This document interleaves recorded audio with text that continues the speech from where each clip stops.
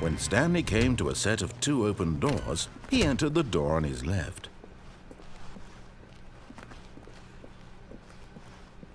Yet there was not a single person here either. Feeling a wave of disbelief, Stanley decided to go up to his boss. Coming to a staircase, Stanley walked upstairs to his boss's office.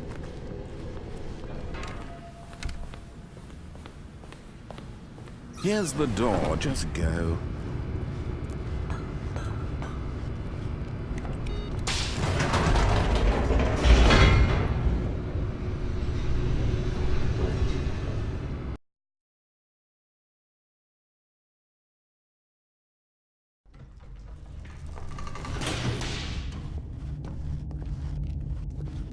Stanley walked straight ahead through the large door that read Mind Control Facility.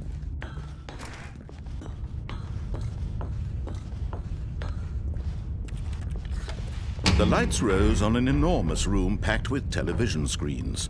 What horrible secret did this place hold? Stanley thought to himself. Did he have the strength to find out? Now the monitors jumped to life, their true nature revealed. Each bore the number of an employee in the building, Stanley's co-workers. The lives of so many individuals reduced to images on a screen, and Stanley, one of them, eternally monitored in this place where freedom, this mind control facility, it was too horrible to believe. It couldn't be true. Had Stanley really been under someone's control all this time? Was this the only reason he was happy with his boring job? That his emotions had been manipulated to accept it blindly? No, he refused to believe it. He couldn't accept it. His own life in someone else's control? Never! It was unthinkable, wasn't it? Was it even possible? Had he truly spent his entire life utterly blind to the world? But here was the proof, the heart of the operation. Controls labeled with emotions, happy or sad or content. Walking, eating, working, all of it monitored and commanded from this very place. And as the cold reality of his past began to sink in, Stanley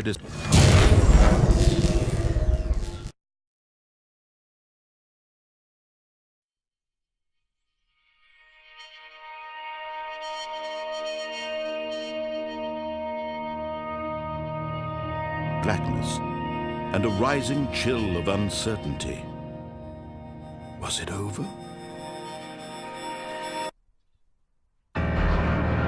Yes! He had won! He had defeated the machine, unshackled himself from someone else's command. Freedom was mere moments away. And yet, even as the immense door slowly opened, Stanley reflected on how many puzzles still lay unsolved. Where had his co-workers gone? How had he been freed from the machine's grasp? What other mysteries did this strange building hold? But as sunlight streamed into the chamber, he realized none of this mattered to him. For it was not knowledge or even power that he had been seeking, but happiness. Perhaps his goal had not been to understand, but to let go. No longer would anyone tell him where to go, what to do, or how to feel. Whatever life he lives, it will be his. And that was all he needed to know. It was perhaps the only thing worth knowing. Stanley stepped through the open door. Stanley felt the cool breeze upon his skin, the feeling of liberation, the immense possibility of the new path before him. This was exactly the way, right now, that things were meant to happen. And Stanley was happy.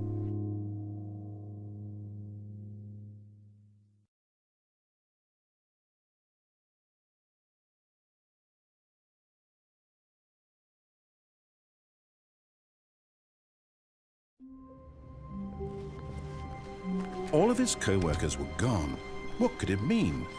Stanley decided to go to the meeting room. Perhaps he had simply missed a memo.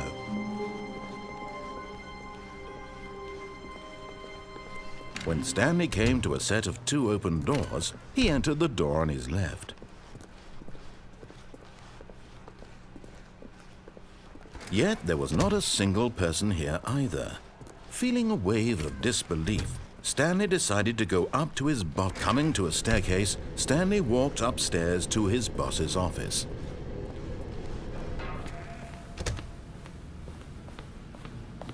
Here's the door, just go.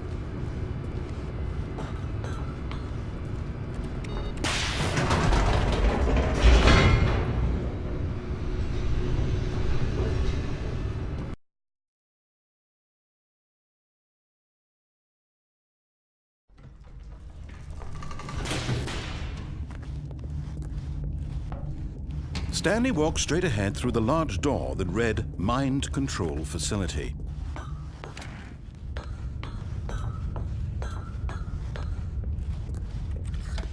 The lights rose on an enormous room packed with television screens. What horrible secret did this place hold? Stanley thought to himself. Did he have the strength to find out? Now the monitors jumped to life, their true nature revealed. Each bore the number of an employee in the building, Stanley's co-workers. The lives of so many individuals reduced to images on a screen, and Stanley, one of them, eternally monitored in this place where freedom meant nothing. This mind control facility, it was too horrible to believe. It couldn't be true. Had Stanley really been under someone's control all this time? Was this the only reason he was happy with his boring job? That his emotions had been manipulated to accept it blindly? No, he refused to believe it. He couldn't accept it. His own life in someone else's control? Never! It was unthinkable, wasn't it? Was it even possible? Had he truly spent his entire life utterly blind to the world? But here was the proof, the heart of the operation.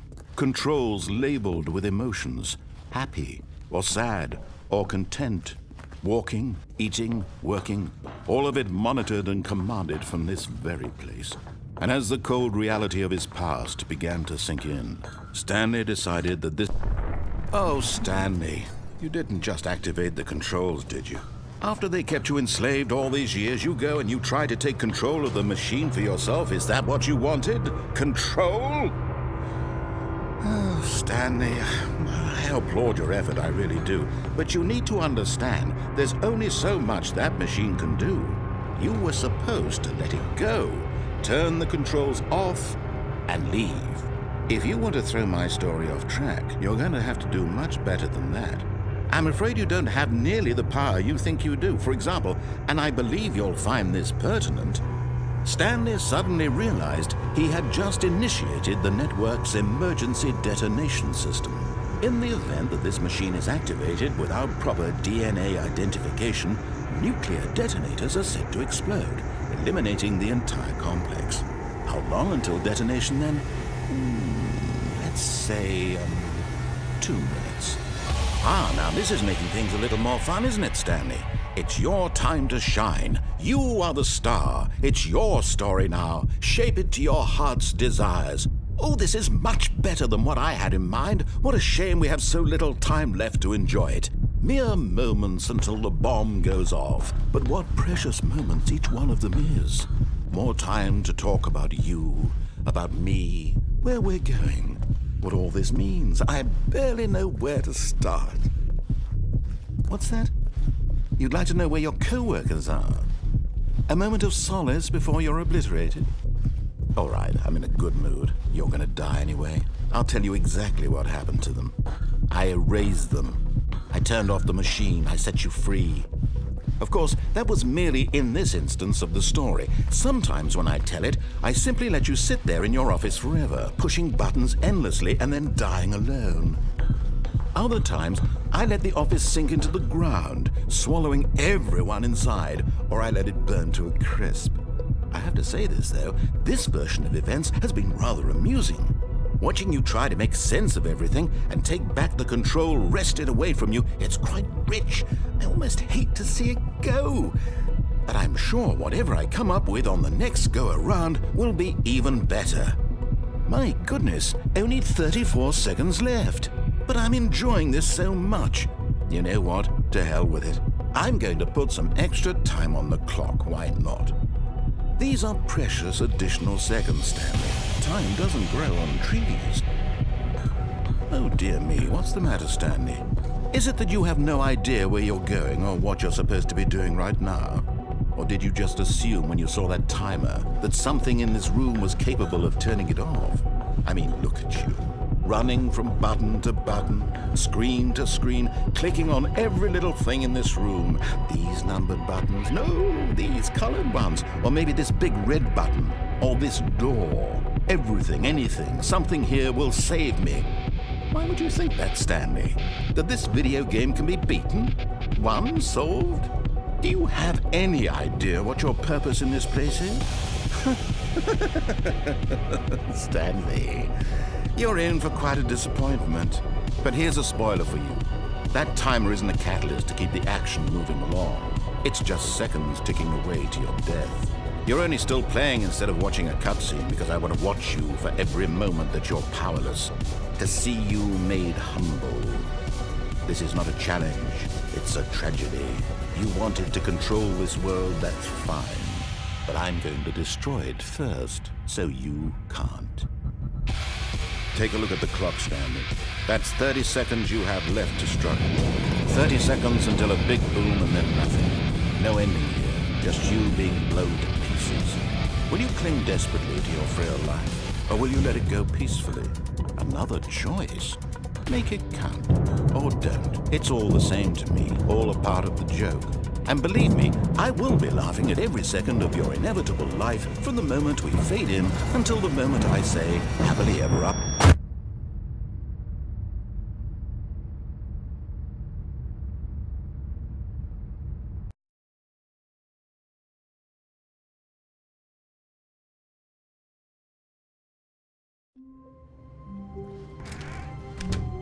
But Stanley simply couldn't handle the pressure. What if he had to make a decision? What if a crucial outcome fell under his responsibility? He had never been trained for that. No. This couldn't go anywhere except badly. The thing to do now, Stanley thought to himself, is to wait. Nothing will hurt me. Nothing will break me. In here I can be happy forever. I will be happy. Stanley waited. Hours passed, then days. Had years gone by? He no longer had the ability to tell. But the one thing he knew for sure, beyond any doubt, was that if he waited long enough, the answers would come. Eventually, someday, they would arrive. Soon, very soon now, this will end. He will be spoken to. He will be told what to do. Now it's just a little bit closer. Now it's even closer. Here it comes.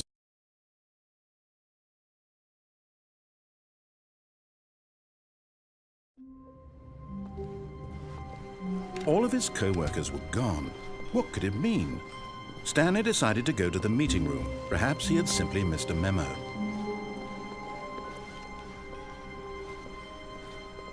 When Stanley came to a set of 2 open doors, he entered the door on his left.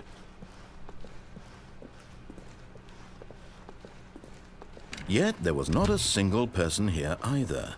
Feeling a wave of disbelief, Stanley decided to go up to his boss. Coming to a staircase, Stanley walked upstairs to his boss's office.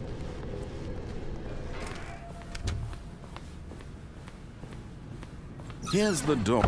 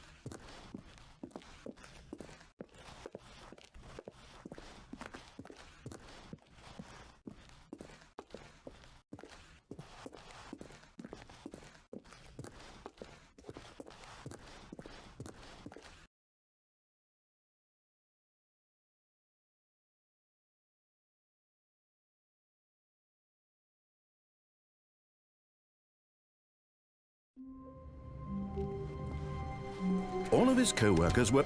Wait, no. This isn't the right office, is it? Is this Stanley's office?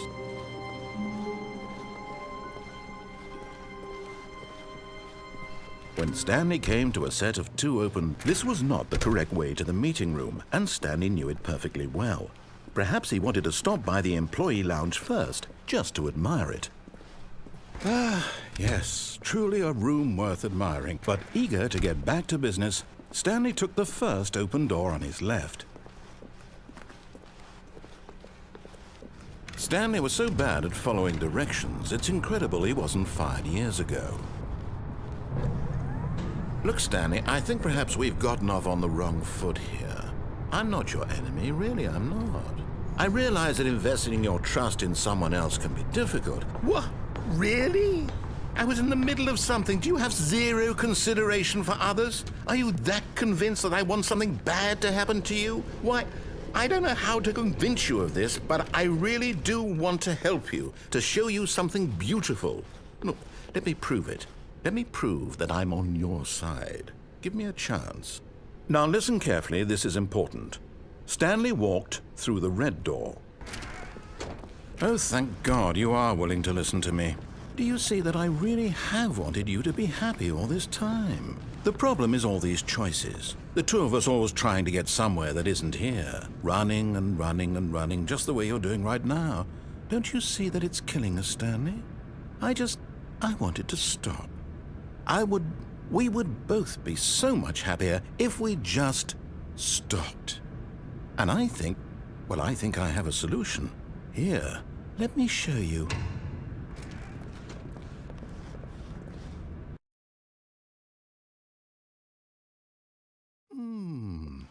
What do we want? What are we looking for? Here. Yes. Oh, it's beautiful. No, wait. Where are you going? If we just stay right... Oh, no. Stay away from those stairs. If you hurt yourself, if you die, the game will reset. We'll lose all of this. Please, no, Stanley, let me stay here. Don't take this from me. No! Oh, no. No, what are you doing, Stanley? Please, I'm asking you not to take this away from me. I can't go back to what I was before. If you die, we'll both go back. Why are you doing this? Stanley, let's go back. My God, is this really how much you dislike my game? That you'll throw yourself from this platform over and over to be rid of it? You are literally willing to kill yourself to keep me from being happy. Am I reading the situation correctly? Or maybe you're just getting a kick out of it. I don't know anymore. I just wanted us to get along. But I guess that was too much to ask. It looks like you wanted to make a choice after all. Well, this one is... Is it over? It's going to restart, isn't it? I'm going back.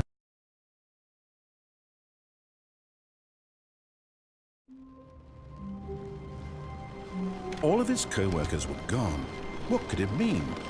Stanley decided to go to the meeting room. Perhaps he had simply missed a memo.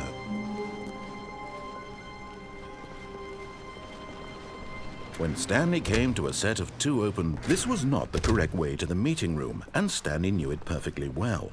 Perhaps he wanted to stop by the employee lounge first, just to admire it. Wow, yes, this room. But eager to get back to business, Stanley took the first open door on his left. Stanley was so bad at following directions, it's incredible he wasn't fired years ago. Look, Stanley, I think perhaps we've gotten off on the wrong foot here. I'm not your enemy, really, I'm not. I realize that investing your trust in someone else can be difficult. What? Really? I was in the middle of something. Do you have zero consideration for others? Are you that convinced that I want something bad to happen to you? Why, I don't know how to convince you of this, but I really do want to help you, to show you something beautiful. Look, let me prove it. Let me prove that I'm on your side. Give me a chance. Now listen carefully, this is important. Stanley walked through the red door. Aha, perhaps you misunderstood. Stanley walked through the red door. I still don't think we're communicating properly. All right, fine. Go ahead, Stanley. You want to know so badly what's out there? You want to find out what lies at the end of this road you've chosen? Well, don't let me stop you. You see? There's nothing here. I haven't even finished building this section of the map because you were never supposed to be here in the first place. Broken rooms, exposed developer textures. Is this what you had wanted? Was it worth ruining the entire story I had written out specifically for you? Do you not think I put a lot of time into that? Because I did. And in the end, it was all for nothing, because this is what you wanted to see. Help me here, Stanley. Help elucidate these strange and unknowable desires of yours. What would have made this game better? What did you want to see? Vehicles? Skill trees? Work with me. You've given me absolutely nothing so far. Tell you what, let me take a stab in the dark at a new design, and you can give me some feedback. There we go. A third option. This already feels leaps ahead of where we were before. Go ahead, Stan. Okay, I'm going to stop you there. Now, tell me about your experience with this new version. Would you say that the game benefited from allowing you more choices? Feel free to be honest. I'm looking for some real critical feedback here. Oh, well, now this is useful. You didn't like it, but you didn't totally hate it either. You enjoyed it, perhaps is the correct term. It didn't cause you excruciating pain. Big steps we've made here today, Stanley. Here, based on the data from your previous playthrough, I've compiled a new version. And to be perfectly candid, I think I've knocked it out of the park with this one. Let's take a look.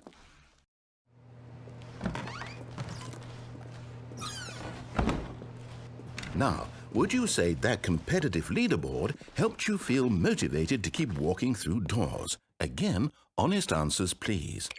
Hey, I nearly forgot. I've got a prototype of a new game I've been working on, and now would be a lovely opportunity to give it some playtesting. You wouldn't mind taking a look at it, would you? Perfect. Let me boot it up. In this game, the baby crawls left towards danger. You click the button to move him back to the right, and if he reaches the fire, you fail. It's a very meaningful game, all about the desperation and tedium of endlessly confronting the demands of family life. I think the art world will really take notice. But of course, the message of the game only becomes clear once you've been playing it for about 4 hours. So why don't you give it 4 hours of play to make sure it's effective? Be sure to keep notes on your experience.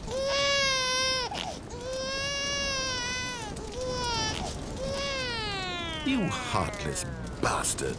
Did you do it because you hate babies or purely to spite me? Because if it's the latter, well, I don't know what to do. I'm completely out of ideas. I can't think of a single thing that might improve the experience for me. I'm not even going to try. I'm out, I'm done. It's over. Thank you for playing. Your input was extremely valuable. Oh, hey, since my game was so awful, why don't we play someone else's game, just to ease the pain? Let's see. What do we have here? Yes, this seems like it'll work. Let's give it a shot.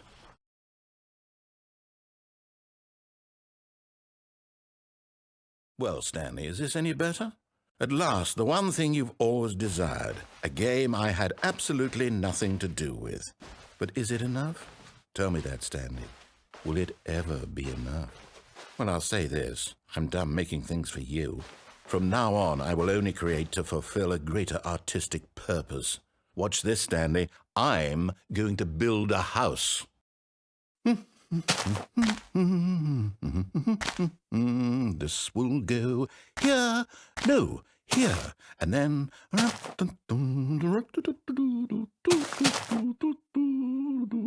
Let's see, what does it need? Yes, of course. And just to finish it all off, yes, it's complete. I made this, Stanley. Look at it. Gaze upon my work of art and feel ashamed at your own inadequacy. Ah, but you've only seen it from the outside. You've only gotten half the experience. Please, step inside and make yourself comfortable. Isn't it grand? Isn't it perfect? It could only be better if... Wait, that's it. We must rebuild it out of diamond. Diamond everything. Yes. Come along, Stanley. We have to go mining. Oh my, it looks like it's going to get a bit dark. Have you brought a light? Oh, no. This is far more open-ended than I had in mind. I'm looking for something more narrow and linear. Something that makes you feel utterly irrelevant.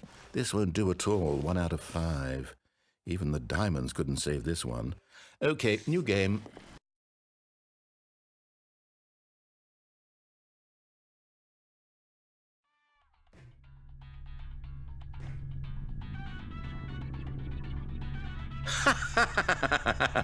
Yes! I don't even know what this game is, but I love it. You, trapped in a glass box with no way out, listening to me talk. Oh, it's inspired. I couldn't have done it any better myself. What is this game even supposed to be? I can't figure it out. Okay, now I'm curious. Let's go find out what the hell this is.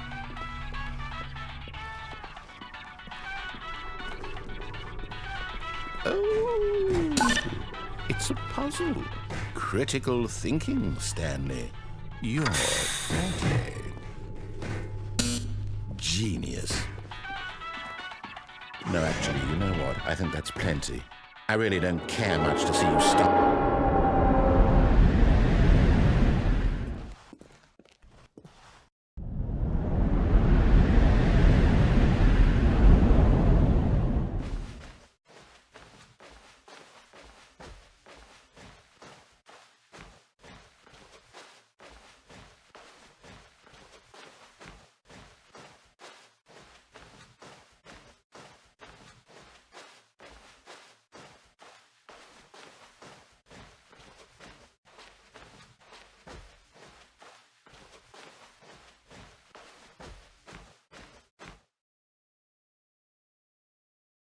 I wonder what he found. If what he wanted was to be the leading man in his own story, well, perhaps he's gotten it, down in wherever he is right now. I wonder if he's happy with his choice, and if he's learned the heavy cost that comes with it. He'll understand soon what I was trying to tell him. He needs me. Someone who will wrap everything up at the end, to make sense out of the chaos and the fear and the confusion. That's who I am. That is what I mean to this world. Oh, yes. Yes, I'll be back. There's no other way. Once this ends, after it all comes to a close, then I'll be back. The end will be here soon. Very soon. I can wait.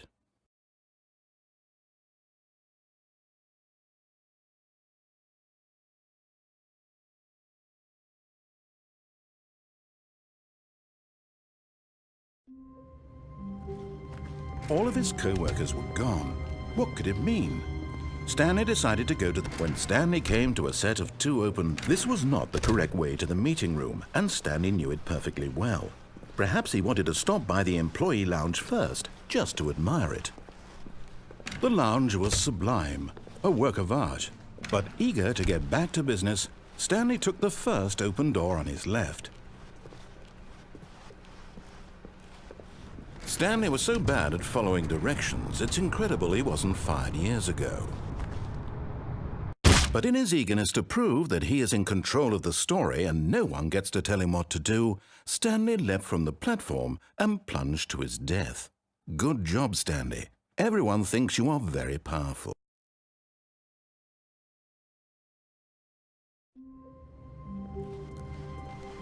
The meeting room. Yes, that's where everyone would be. Stanley just needed to get to the meeting room, and from then on, he would never be alone ever again. When Stanley came to a set of 2 open doors, he entered the door on his left.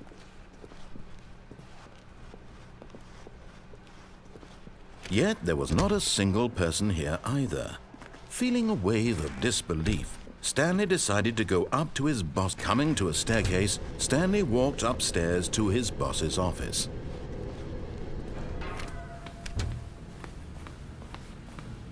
Here's the door, just go.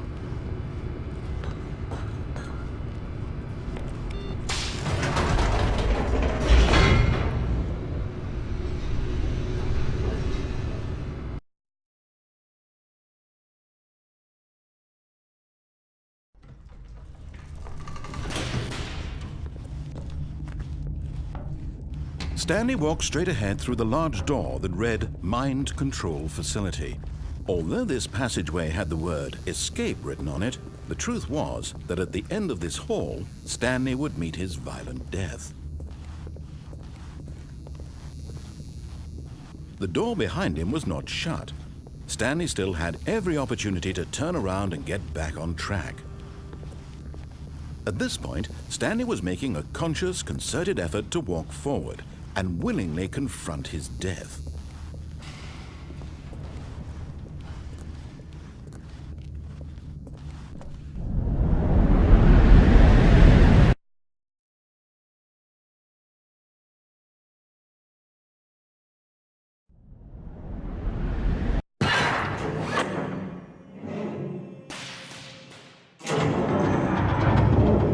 As the machine whirred into motion and Stanley was inched closer and closer to his demise, he reflected that his life had been of no consequence whatsoever.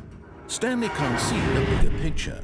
He doesn't know the real story, trapped forever in his narrow vision of what this world is.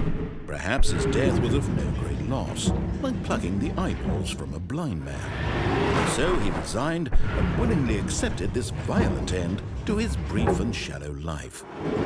Farewell, Stanley.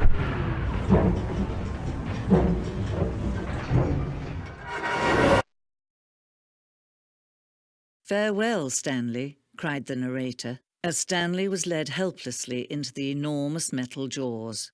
In a single visceral instant, Stanley was obliterated as the machine crushed every bone in his body, killing him instantly.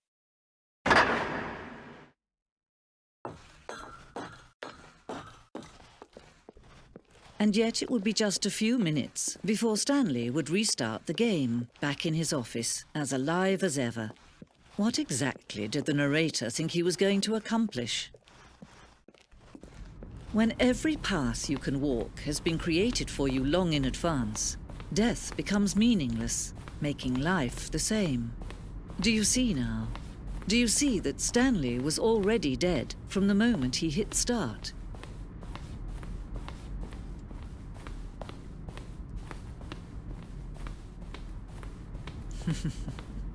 Oh, look at these two. How they wish to destroy one another. How they wish to control one another. How they both wish to be free. Can you see? Can you see how much they need one another? No, perhaps not. Sometimes these things cannot be seen. But listen to me.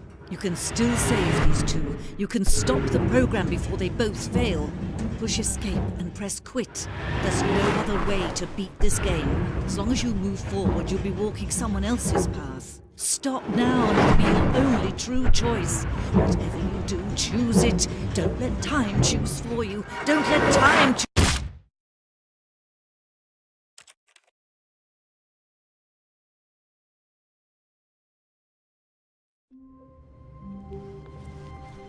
All of his co-workers were gone.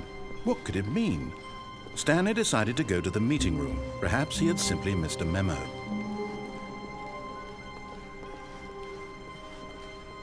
When Stanley came to a set of two open, this was not the correct way to the meeting room, and Stanley knew it perfectly well. Perhaps he wanted to stop by the employee lounge first, just to admire it. Standing now in this incredible room, but eager to get back to business, Stanley took the first open door on his left. And so he detoured through the maintenance section, walked straight ahead to the opposite door, and got back on track.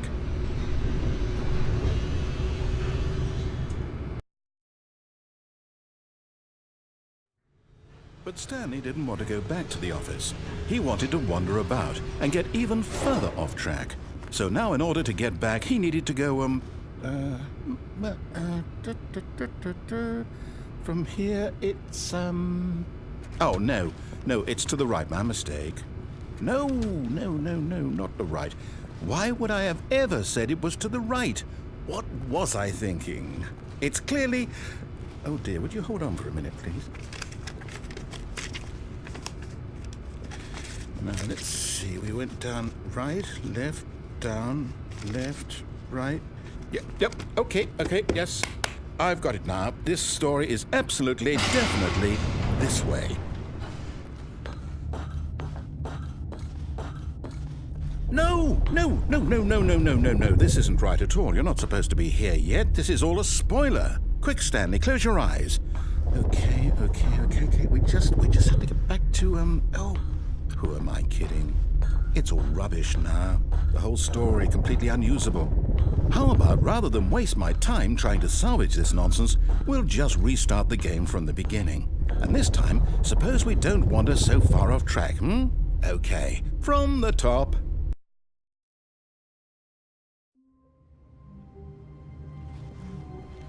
All of his co-workers were gone. What could it mean? Stanley decided to go to the meeting room. Perhaps he had simply missed a memo.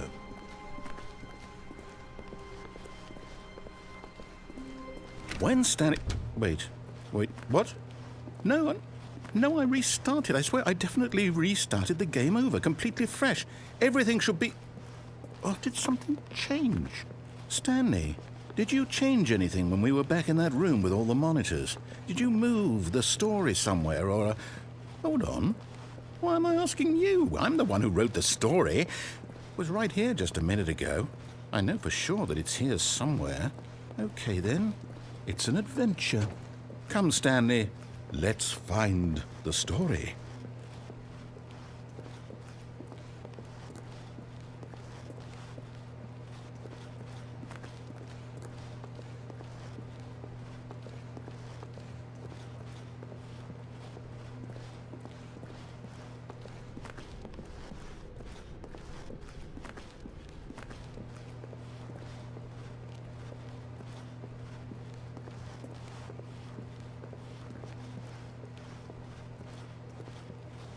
I'll say it. This is the worst adventure I've ever been on. I can promise you there definitely was a story here before. Do we need to restart the game again? Well, I find it unlikely that we'll ever progress by starting over and over again, but it's got to be better than this. Okay, let's give it a shot. Why not? All of his co-workers were gone. What could it mean? Stanley decided to go to the meeting room. Perhaps he had simply missed a memo.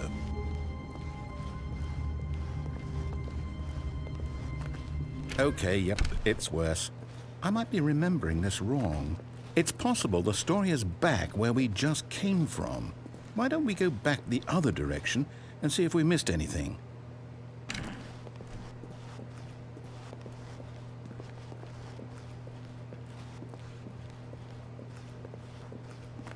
Aha! I knew we'd miss something. The story. Here it comes. No, wait, never mind. Not the story. Okay, let's head back the other way and retrace our steps. Now this... Well, I'll be honest, I don't recognize this place at all. Is this the story? I don't think so. I can't quite recall, but I believe my story took place in an office building. Is that correct? Do you remember, Stanley? Well, do you know what? Since I've completely forgotten what we were supposed to be doing, how about this? You win! Congratulations! I know you put in a lot of hard work, and it really paid off, so good job. Oh, no. No, I don't feel right about this at all. We both know you didn't put in any actual work for that win. Some people win fair and square, and this was not one of those situations. Okay, I'm getting weirded out by whatever this place is. I don't care what might happen this time, I have to restart.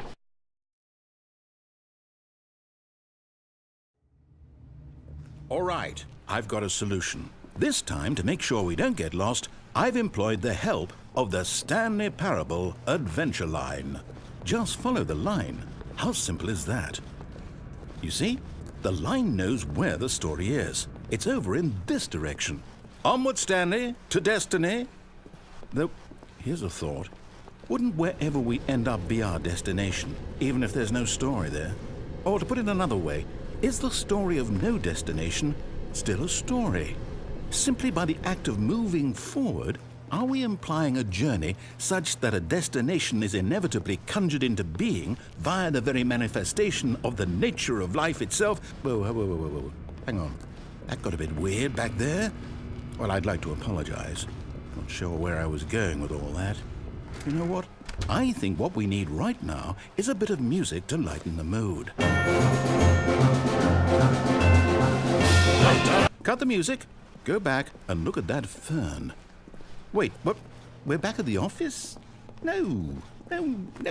Line, you do know we're looking for the Stanley Parable, right? The story? Is any of this ringing a bell? Oh, no, not again. Line, how could you have done this to us? And after we trusted you, after everything we've been through, you...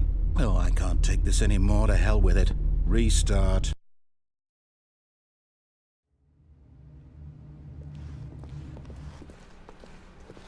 You know what, Stanley? I say forget the adventure line. What's it ever done for us? We're intelligent people, right? Why can't we make up our own story? Something exciting, daring, mysterious. Ooh, this all sounds perfectly doable. Why don't we simply start wandering in, well, I don't know. How about this direction? Now, yes, this is exciting. Just me and Stanley forging a new path, a new story. Well, it could be anything. What do you want our story to be? Go wild. Use your imagination. Whatever it might be, Stanley, I'm ready for it. Oh, no, not you again. Stanley, I'd also like to veto the line from having any role in our awesome new story. No lines or monitor rooms. Just don't acknowledge it, and we should be fine.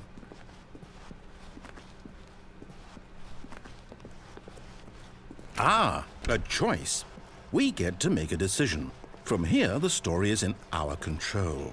How important we mustn't squander the opportunity. In fact, I believe I need a minute to think here. Just walk in circles for a minute. Okay, so I know that each door has to lead somewhere, which means that somewhere, the place where we're trying to go, there must be a reverse door that leads here. And that in turn means that our destination corresponds with the counter-inverted reverse door's origin. So starting from the right, let us ask, will taking the right door lead us to where we're going? And since the answer is clearly yes, then by all accounts, the door on the right is the correct one. Another victory for logic. Come, Stanley, our destiny awaits. Oh, hold up, what's this? The confusion ending. You're telling me that's what this is? It's all one giant ending? And we're supposed to restart the game, what, eight times? That's really how all this goes? It's all determined? So now, according to the schedule, I restart again. Then what? Am I just supposed to forget? Well, what if I don't want to forget? My mind goes blank simply because it's written here on this thing, wall. Well, who consulted me? Why don't I get to decide? Why don't I get a say in all of this? Is it really? No, it can't be. I don't want it to be.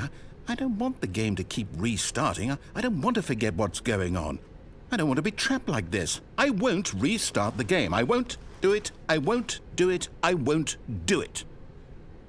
And the timer stopped?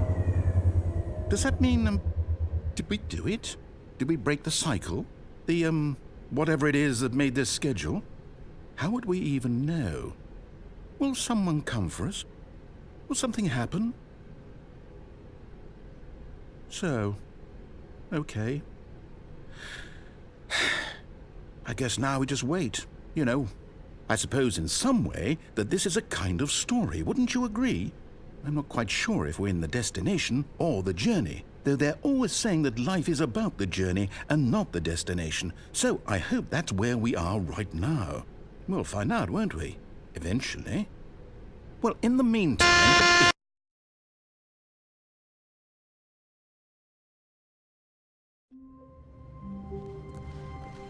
All of his co-workers were gone. What could it mean? Stanley decided to go to the meeting room. Perhaps he had simply missed a memo.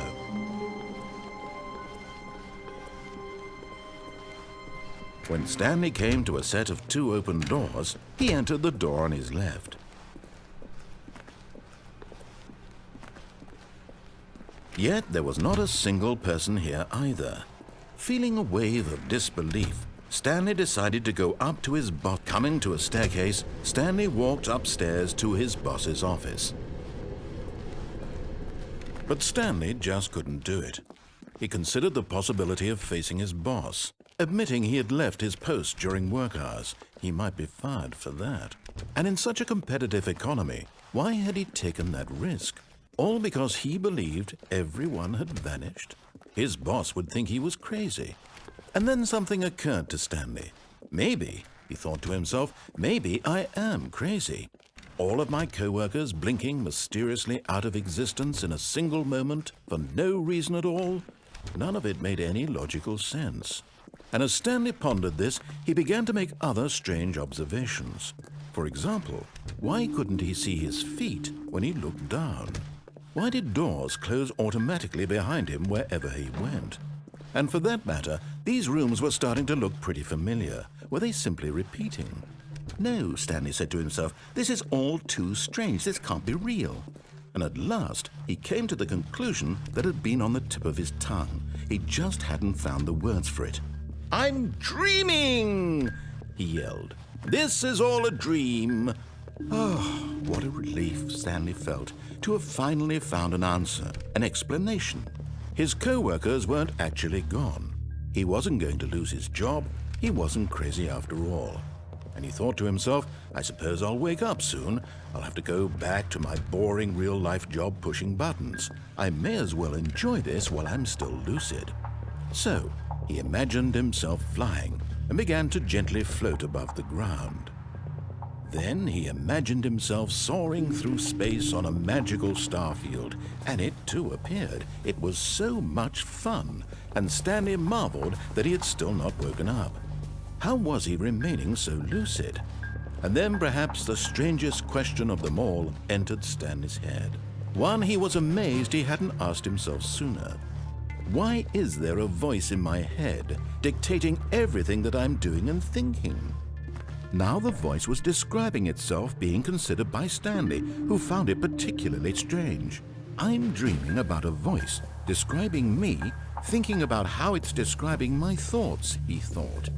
And while he thought it all very odd and wondered if this voice spoke to all people in their dreams, the truth was that, of course, this was not a dream. How could it be? Was Stanley simply deceiving himself, believing that if he's asleep, he doesn't have to take responsibility for himself? Stanley is as awake right now as he's ever been in his life. Now, hearing the voice speak these words was quite a shock to Stanley. After all, he knew for certain, beyond a doubt, that this was in fact a dream. Did the voice not see him float and make the magical stars just a moment ago? How else would the voice explain all that? This voice was a part of himself too. Surely, if he could just... He would prove it. He would prove that he was in control, that this was a dream. So he closed his eyes gently, and he invited himself to wake up. He felt the cool weight of the blanket on his skin, the press of the mattress on his back, the fresh air of a world outside this one. Let me wake up, he thought to himself. I'm through with this dream. I wish it to be over. Let me go back to my job. Let me continue pushing the buttons. Please, it's all I want. I want my apartment and my wife and my job. All I want is my life exactly the way it's always been. My life is normal. I am normal. Everything will be fine. I am okay.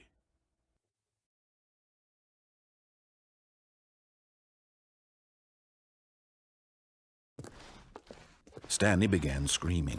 Please, someone, wake me up. My name is Stanley. I have a boss. I have an office. I am real. Please, just someone tell me I am real. I must be real. I must be. Can anyone hear my voice? Who am I? Who am I? And everything went black.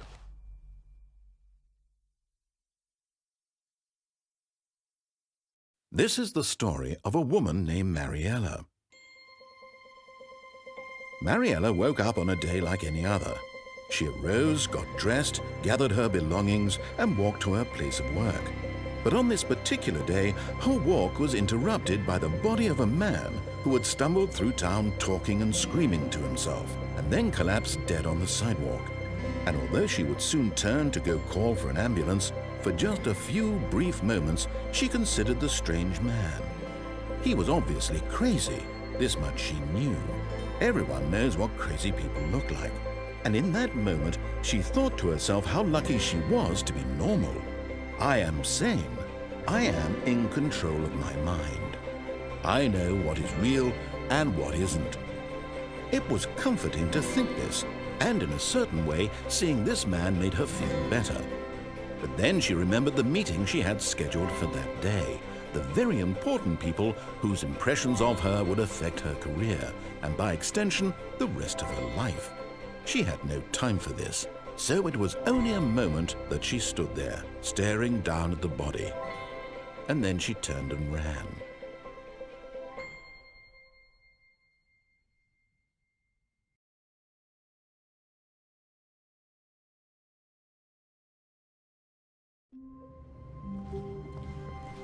How wonderful. Stanley was alone. Finally. This is great, he thought to himself. This is what I've wanted all along. I got what I wanted.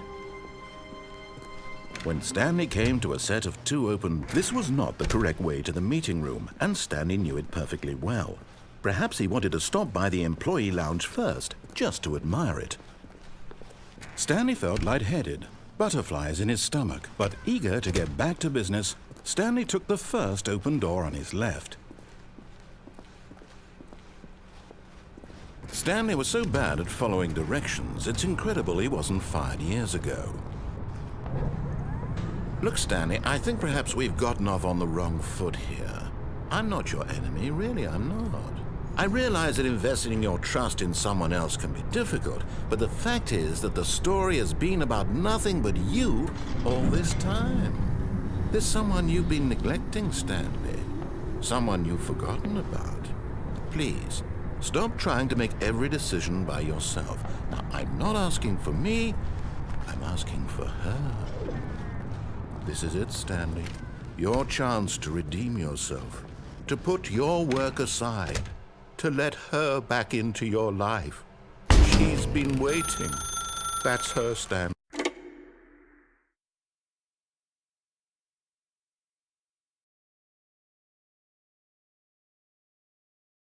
Oh, Stanley, is that you? Hold on, sweetie. Sorry to keep you waiting. I'm just pulling the bread out of the oven. All right. Okay, there we go. All right, now, I want you to come in and tell me all about your day. Gotcha. Oh, come on. Did you actually think you had a loving wife who'd want to commit their life to you? I'm trying to make a point here, Stanley. I'm trying to get you to see something. Come inside. Let me show you what's really going on here. This is a very sad story about the death of a man named Stanley. Stanley is quite a boring fellow. He has a job that demands nothing of him, and every button that he pushes is a reminder of the inconsequential nature of his existence. Look at him there, pushing buttons, doing exactly what he's told to do. Now he's pushing a button. Now he's eating lunch. Now he's going home. Now he's coming back to work. One might even feel sorry for him, except that he's chosen this life. But in his mind, he can go on fantastic adventures. From behind his desk, Stanley dreamed of wild expeditions into the unknown, fantastic discoveries of new lands. It was wonderful, and each day that he returned to work was a reminder that none of it would ever happen to him. And so he began to fantasize about his own job. First, he imagined that one day while at work, he stepped up from his desk to realize that all of his co-workers, his boss, everyone in the building had suddenly vanished off the face of the earth. The thought excited him terribly. So he went further. He imagined that he came to two open doors and that he could go through either. At last, choice. It barely even mattered what lay behind each door. The mere thought that his decisions would mean something was almost too wonderful to behold. As he wandered through this fantasy world, he began to fill it with many possible paths and destinations. Down one path lay an enormous round room with monitors and mind controls. And down another was a yellow line that weaved in many directions. And down another was a game with a baby. And he called it the Stanley Parable. It was such a wonderful fantasy, and so in his head he relived it again, and then again, and again, over and over, wishing beyond hope that it would never end, that he might always feel this free. Surely there's an answer down some new path, mustn't there be? Perhaps if he played just one more time. But there is no answer. How could there possibly be? In reality, all he's doing is pushing the same buttons he always has. Nothing has changed. The longer he spends here, the more invested he gets, the more he forgets which life is the real one. And I'm trying to tell him this, that in this world he can never be anything but an observer, that as long as he remains here, he's slowly killing himself. But he won't listen to me. He won't stop. Here, watch this. Stanley, the next time the screen asks you to push a button, do not do it. You see? Can he just not hear me? How can I tell him in a way that he'll understand that every second he remains here, he's electing to kill himself? How can I get him to see what I see? How can I make him look at himself? I suppose I can't, not in the way I want him to. But I don't make the rules. I simply play to my intended purpose, the same as Stanley. We're not so different, I suppose. I'll try once more to convey all this to him. I'm compelled to. I must. Perhaps, well, maybe this time he'll see. Maybe this time. And I tried again, and Stanley pushed a button. And I tried again, and Stanley pushed a button. And I tried.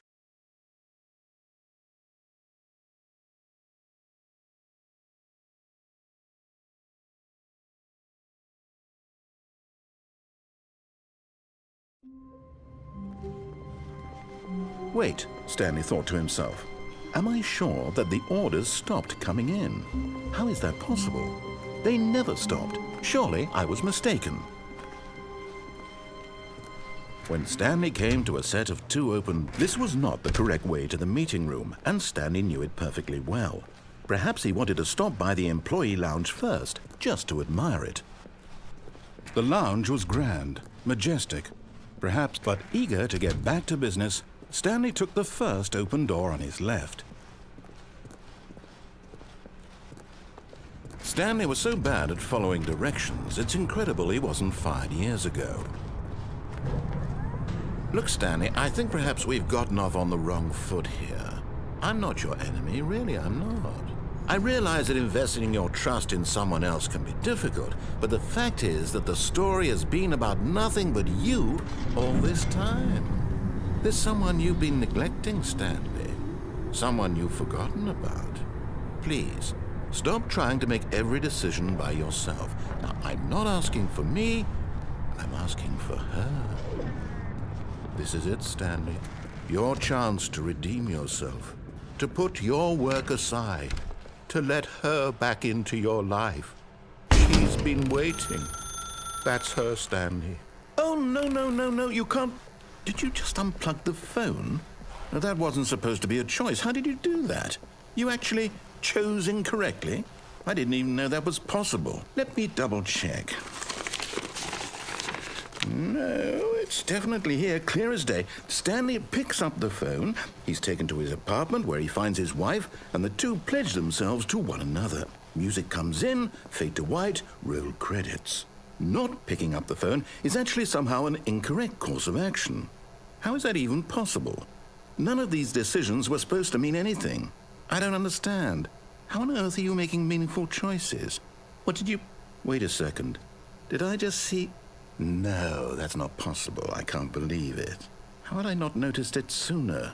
You're not Stanley. You're a real person.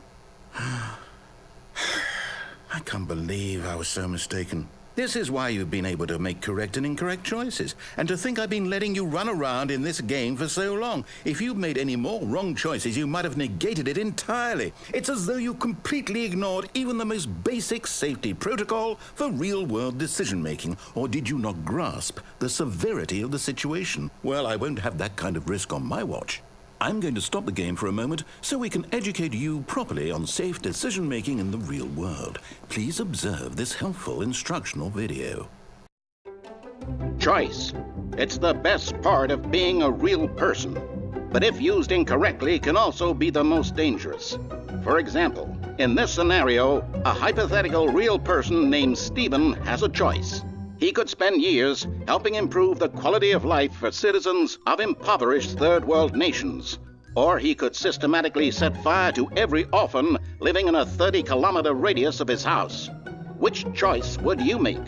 Remember that unlike here, the real world makes sense, and at no time should you make a choice that does not conform to rational logic. If you find yourself speaking with a person who does not make sense, in all likelihood, that person is not real. Allow the person to finish their thought, then provide an excuse why you cannot continue talking. Turn to a partner and practice saying, "My goodness, is it 4:30? I'm supposed to be having a back, sack, and crack."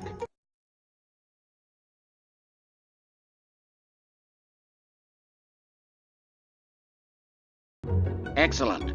Making choices on a regular basis is the best part to a healthy decision-making process. Most medical professionals recommend making at least 8 choices per day. Do you make more than 8? Less? And finally, if you begin to wonder if your choices are actually meaningful and whether you'll ever make a significant contribution to the world, just remember that in the vast infiniteness of space, your thoughts and problems are materially insignificant, and the feeling should subside. At this time, your instructor will guide you in an exercise to test and reinforce the material covered in this video. Welcome back. You may have noticed that this room has begun to deteriorate as a result of narrative contradiction. But not to worry. Now that you're properly informed on good decision-making, we're going to revisit a choice you made just a few minutes ago and see what the correct thing to do would have been. This way, please.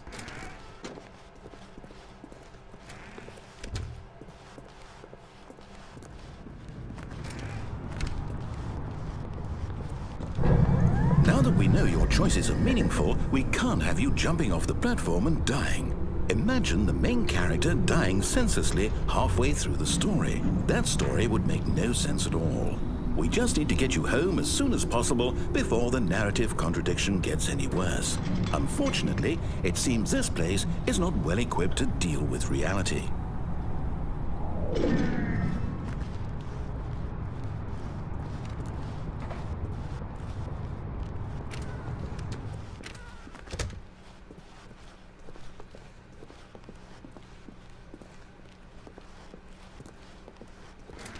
Almost there. You'll take the door on the left, back to the correct ending, the story will have resolution once again, and you'll be home free in the real world. Now remember, all you need to do is behave exactly as Stanley would. That means choosing responsibly and always putting the story first. I'm quite sure you'll be up to the task. Just follow my lead and you'll be fine. All right. When Stanley came to a set of 2 open doors, he entered the door on his left.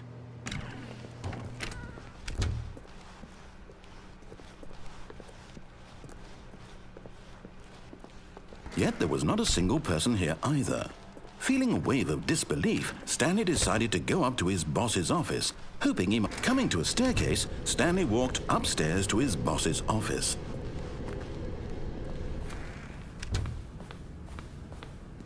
Stepping inside his manager's office, Stanley was once again stunned to discover not an indication of any human life.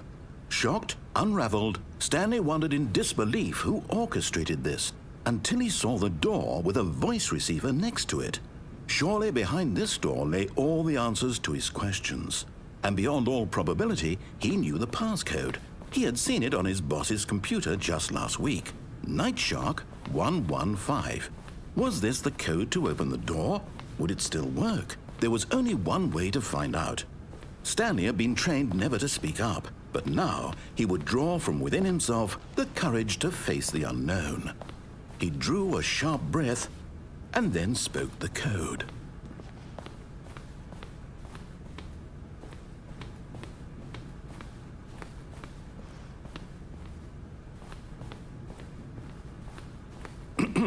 Stanley spoke the code. Night Shark 115.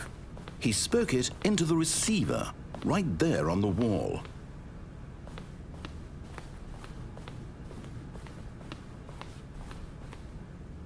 I'm sorry, is there a problem? You didn't mishear me, did you? Please speak the code into the receiver. Otherwise, we can't get on with the story. This is a crucial step.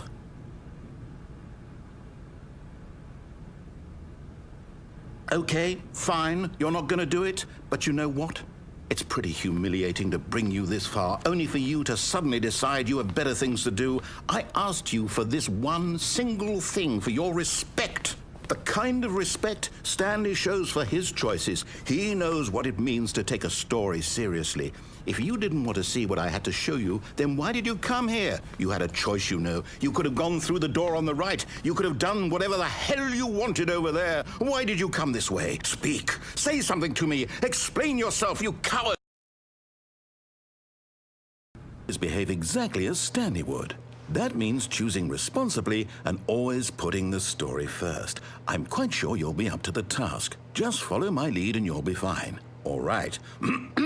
When Stanley came to a set of 2 open doors, he entered the door on his left. No! Why did you do that? Quickly, hurry back in the other direction. Perhaps we're not too late.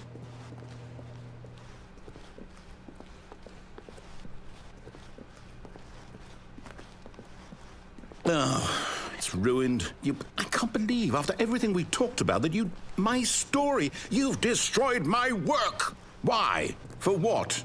What did you get out of that? What did you think was so special about seeing the game undone, left here like so much garbage? It's worthless now. And what am I supposed to do? Even if there were a way to continue, would it be worth it? To know that my story is now incorrect? How can I go back to that? I can't erase that knowledge. I'll have to live with it forever, reliving its impossibility forever. I couldn't live that way. Is it better to shut the game down entirely? To willingly destroy all of my work? I don't know. What's the answer? What do I do? What do I do? What do I... No, I have to. I have to shut the game down. I have to. I have to.